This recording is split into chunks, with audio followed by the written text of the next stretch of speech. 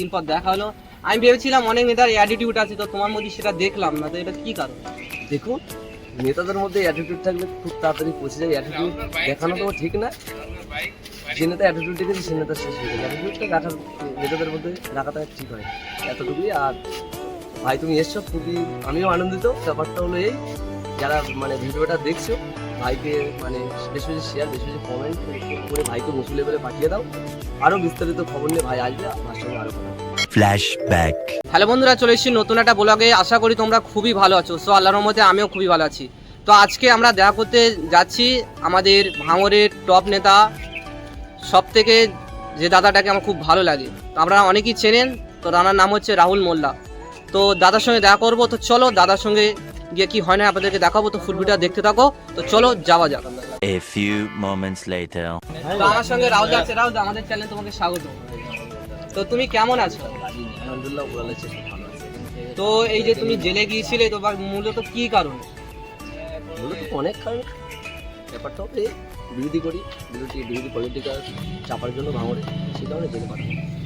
আর আমাদের চ্যানেলের অডিয়েন্সটা অনেকদিন বলছিল যে রাহুলদার সঙ্গে একটা ব্লগ ভিডিও দেখবে, তো অনেকদিন পর দেখা হলো। আমি ভেবেছিলাম অনেক নেতার অ্যাটিটিউড আছে, তো তোমার মধ্যে সেটা দেখলাম না, তো এটা কি কারণ?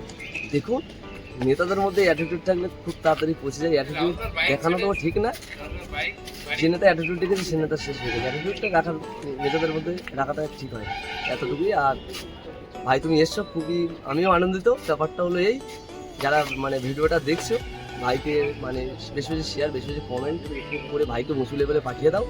আরও বিস্তারিত খবর নিয়ে ভাই আসবে, আমার সঙ্গে আরও কথা।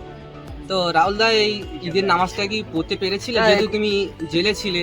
দেখুন, ব্যাপারটা হলো এই, এমন একটা জায়গায় ছিলাম, উপরওয়ালা চাইনি বলে হয়তো ঈদের নামাজটা আমি জেলের মধ্যে পড়তে পারি। খুবই সেদিন কাটিয়েছি খুবই দুঃখে, তারপরেও কাটিয়েছি।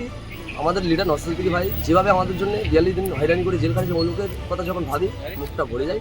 সেই দিকে তাকিয়ে অতটা কষ্ট হয়নি, আল্লাহর কাছে খুবই ভালো কাটিয়েছি। তো আমি একটা ভিডিও দেখলাম যে একটা দাদা বললো যে আমি আইএসএফ করবো, তো এটা কি সত্য কি মিথ্যা? এটা বাস্তব কথাই, আপনারা মিডিয়ার মাধ্যমে দেখেছেন বা সবই এই জায়গায় দেখতে আগামী দিনেও পাবেন। আমার সঙ্গে থাকবে, আইএসএফ উনি করবে, অসুবিধা নেই। আবার শুনেছিলাম সেই ভাই নাকি তোমাকে এরকম হুমকি টুমকি দিয়েছিল।